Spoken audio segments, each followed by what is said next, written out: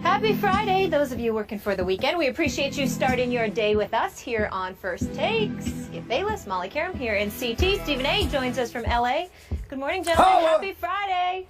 What's going on, y'all? How y'all doing? What's going on, big boy? I'm just happy to see that you're back to yourself. I know you're a little under the weather yesterday, which required me to take it a little easier on you than I usually do. So today we're back at full throttle. Fair game big now. man. Actually, I wasn't feeling great yesterday, and I saw you try to take advantage of me, not take it light on me. So I remember that low blow that you exercised for 2 hours, And now you're in trouble today because you tried to take advantage of a wounded wolf. Really? That was a mistake. Wounded wolf. That was a mistake. just A wounded remember, lion. I apologize. Yeah, Not a wounded wolf. A lion. I think it's more of a wolf, actually. I think it's I'll a go with lion. wolf. Yeah. All right. All I remember is that somebody tried to kill the clock in the second hour by talking and talking and talking, and it was, you played keep away brilliantly. Skip. I I give thought you you were that. talking about me. No. I have something to say, Skip Bayless. This is going to shock you. First of all, Molly, you look lovely. Nice you. ensemble. Thank you. Skip, I got this to say to you. Nice ensemble. I'm shocked. You look pretty good today. You trying to set me up for the kill, Mr. Lion? A young lion over there, that's Stephen A. Yeah. The jacket is sweet. Thank you. Appreciate that. It is nice. Next it is question. nice. It's a rarity, but it's nice. Are you gentlemen ready to work on this Friday? We always ready. We Let's always ready. roll. Coming up, forget Drake and Meek Mill, the new beef. Floyd Mayweather and Ronda Rousey. Shots fired and the counter punches keep coming. We'll break all that down. Des Bryant on the cover of Rolling Stone, rock star status for the stud wideout. How's he going to handle those bright lights, though? We'll dive into that next. But we kick things off in Naptown, where earlier this month, Frank Gore told the NFL's Nate Burleson that Luck is a different breed who runs the huddle like no other quarterback he's seen during his 10 years in the Bay. Gore reiterated his comments on Wednesday, telling the Jim Rome show the following. He runs meetings like a coach. Basically, I'm playing with a coordinator on the field. He's a football god. He sees everything. He sees the big picture of everything. Let me know when he sees something I don't see. He's just different. How he's in the huddle, off the field, in the meetings, he runs it. He runs the show. Even in the offseason, he ran it. One day he had running backs. The next day he had receivers. He's just different. He's a football god. Skip Bayless, did you hear him? Wait, say that again. Football god? Yes. Can he live up to those expectations? I got to repeat that for you, Please. Mr. Lion. Football god, says Frank Gore of Andrew Luck. To answer Molly's question, I sure hope he can live up to being a football god in his 4th year in the National Football League. But he sure hasn't so far. And I got to tell you up front, Stephen A. Smith, I'm starting to feel sorry for your man, Andrew Luck, because I'm not sure anybody could live up to football god, including Joe Montana or John Elway or Roger Staubach. Football god, the NFL world has gone completely overboard over Andrew Luck. And it's not fair to this still young man. I have joked on this show, I've made it my pet peeve about the premature coronation of Andrew Luck. And the half joke is that he's the first quarterback ever who's qualified for early enshrinement in the Hall of Fame. I've joked that we should just stop down on this show and go ahead and induct him. Maybe you could give his induction speech. Maybe we could borrow Jerome Bettis' new Hall of Fame jacket and put it on a bust of Andrew Luck right here in the studio, because it feels like he deserves that. And, you know, maybe Frank Gore can help him achieve football god status, but do I need to remind everyone, Frank Gore is 32 years of age, now entering his 11th season in the National Football League, and his combined touches of the football, carries and catches over those 10 years, 2,784 times he's run and gotten hit. Wow, that's a lot. Is he down to his last year in the league? I don't know if he can help Andrew Luck, but good luck with that, Mr. Luck. And do I need to remind you, Stephen A., I hate to keep spewing out these stats, but I think I'm the only one in the known world who cares about or even notices these stats. Andrew Luck, when the money is on the line in the postseason, is 3-3. He has thrown in the postseason 9 touchdowns to 12 interceptions. His QBR against the New England Patriots, albeit in Foxborough in the AFC Championship game, just last year, the Deflategate game, was 26.4 on a scale of 0 to 100. 26.4 by the football god. As a rookie, he combined turnovers, both interceptions and fumbles. He was second only to Mr. Butt Fumble, Mark Sanchez. Last year, just last year, he was second in combined turnovers in the National Football League to your favorite quarterback, Jay Cutler. Football god, and then Football Outsiders the other day, God bless them for pointing out the fact that over the 3 years that Andrew Luck has played, he has 43 total interceptions, and that he could have had many more because so many were dropped. I'm sorry, but he's not living up to football god yet, and I, for one, I'm probably the only one, can't see how he'll ever quite live up to being a football god. Your defense, please.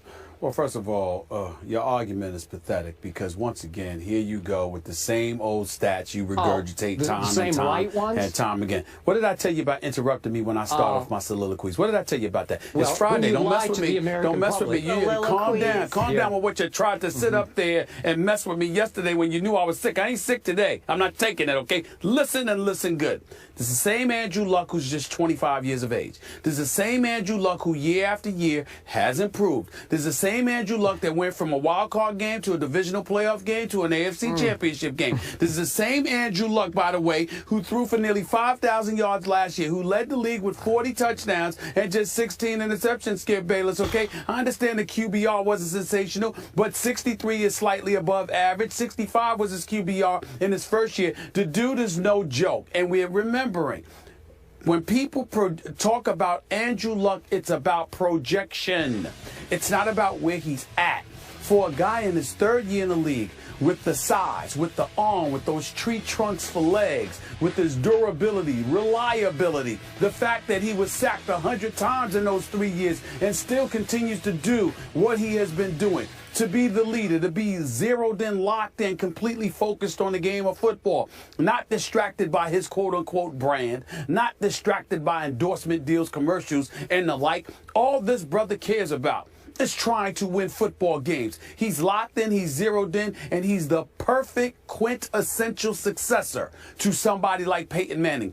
Because the things that Frank Gore elocuted are exactly the kind of things that they were saying about Peyton Manning, even when he was younger. He's in the film room, he's constantly working on his game, he's cerebral, his football IQ is off the charts, he's this, he's that. They were saying those things about Peyton Manning as well. You didn't have any problem with it then. I don't know why you got a problem with it now. Now let's get to Frank Gore's specific statements about Andrew Luck. Not just talking about his due diligence, putting forth the work, being on his grind, okay? But when he sits there and says, in my 10 years, he also said these operative words, Skip, that I've seen. Well, what has Frank Gore seen? He arrived in San Francisco in 2005. Let's go through the quarterbacks that he played with since 2005, Skip Bayless, because you conveniently left that out. Alex Smith his first year. Alex Smith his second year. Trent Dilfer in 2007. Sean Hill in 2008. Alex Smith in 2009 and 2010 and 2011. And then Kaepernick 12, 13, 14. So bottom line is simple. Even though Colin Kaepernick, I mean, even though we know that he's mercurial and he's a playmaker, we know that Alex Smith is the quintessential game manager. We know that Trent Dilfer won a Super Bowl, but primarily due to that defense in Baltimore. And I love me some Trent, especially as an analyst here at this network, but that's just the truth. It was the defense that carried the Baltimore Ravens, and everybody knows that. When you look at it from that perspective, along with Sean Hill, the reality of the situation is Frank Gore articulated what he's seen and what he has played with. That's what he has seen. He ain't seen anybody like Andrew Luck, because no disrespect to any of those guys that I mentioned, but none of them are Andrew Luck. That's just the reality. And Andrew Luck is 25 years of age, with a legitimate 13 to 15 years left in his career. And already he has done what he has done. So I'm just saying the upside is what you project. Of course, we don't like the fact that the brother threw 9 touchdowns and 12 interceptions in the postseason, and he put them in a position to lose before they came back and beat Kansas City, and they got ramrodded in the playoffs against Tom Brady and the New England Patriots. Boy, what a big shame there is in that for him to be such a young quarterback and to get stopped by Bill Belichick, Tom Brady, and the New England Patriots. But in the end, what is undoubtedly true is the fact that this dude's upside, considering his youth and what he has already accomplished and the abilities he already possesses, which is unquestionable. There is no reason, I wouldn't say a god, so that is definitely an engagement in a hyperbole, but I can understand where Frank Gore is coming from, considering who he has played with in his 10-year career. Okay, you were going so quickly, this might have sort of slipped through my ears, but did you call Kaepernick a game manager? Is that what you said? No, I said Alex Smith's a game manager. I said Colin Kaepernick is mercurial. He's a playmaker, but not a passer extraordinaire. Well, he's not that. I don't know if Frank has forgotten, but Colin Kaepernick did throw and run that San Francisco team all the way to the Super Bowl, right? But nobody's saying he couldn't throw. Nobody's saying he couldn't throw. But we all understand that Colin Kaepernick's strengths are with his legs and playmaking ability. He isn't the most accurate passer in the world. He's no scrub by any stretch. The brother can play. But that does not mean that he is an elite pocket passer. That's not the strength of his game, and you know it. Okay, but if I'm Kaepernick and if I'm Alex Smith, who's proven to be a pretty good long-term quarterback in this league. Yes, that's true. Andy Reid likes him. With that. He sticks with him. I would need to get him some help. I would be offended by this comment because by default, it's very disrespectful to both those quarterbacks to go that far overboard about Andrew Luck when you haven't even played one game with him yet. Not one game. I will say this to you. You can look at it as disrespectful, or you can look at the words football god and recognize that he just believes Andrew Luck to be on a significantly elevated level against quarterbacks, period. It's not like he said Colin Kaepernick can't play, Alex Smith can't play, the Trent Dilfer, Sean Hills of the world, and others can't play. He's just saying that Andrew Luck is special. And I believe Andrew Luck is special. I think that Colin Kaepernick is a special talent. I think Andrew Luck is a special quarterback. Okay, but you keep giving me upside. Look at the upside. And I care about the done side. Like, what have you done for me lately or done for me at all? And all I know is the last game I saw, his QBR was 26.4 on a scale of 100. Well, that's not godlike to me. I agree with you. It's not godlike. You're accurate about that. But again, you're thinking the done side. I like those words, by the way. The done side. I'm thinking about the upside. Yeah. So that's the only discrepancy that exists between us there. But let's keep in mind, Skip Bayless, that you're the same individual that doesn't look at the done side at your discretion. Arbitrarily, you might look at the upside. You might look at an RG3's upside. You might look at a Johnny Manziel's upside. You might look at individuals and their upside, but you know it took you a long time to come over to the right side when it came to Jay Cutler. You were holding it down. Why? Because you were looking at the upside. Because the done side, there was nothing getting done. So you weren't sitting there saying it then. I was looking at the Vanderbilt side, if you want to know the truth. That's what I was doing. I can't help it. I can't help it. Really? You can't help it? I can't help it. I actually went there as opposed to just spoke there. I went there. I graduated with honors. You could help it. You could help it when it came to Sam Bradford coming out of Oklahoma. I never liked him. I'm more objective about Oklahoma. So you didn't like him. So you didn't like him. I told you before the draft I never liked him. Wait a minute. Wait a minute. You didn't like him. He's a straw man in the pocket. I'm not buying. Hold on. He was successful at Oklahoma. Yeah, sort of. He lost to Tebow in the big game that really mattered. What have you done for me? You didn't do that. That wasn't the done side. You looked at the upside. No, but you pick and choose. Hold on. I didn't look at the upside.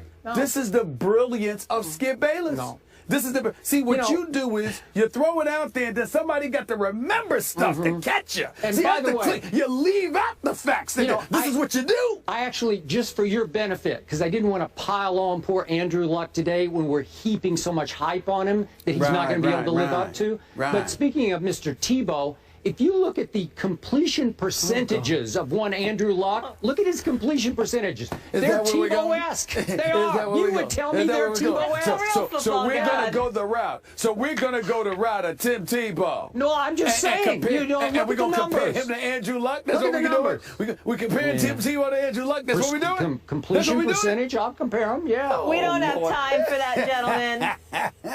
You know what I wish we had, though?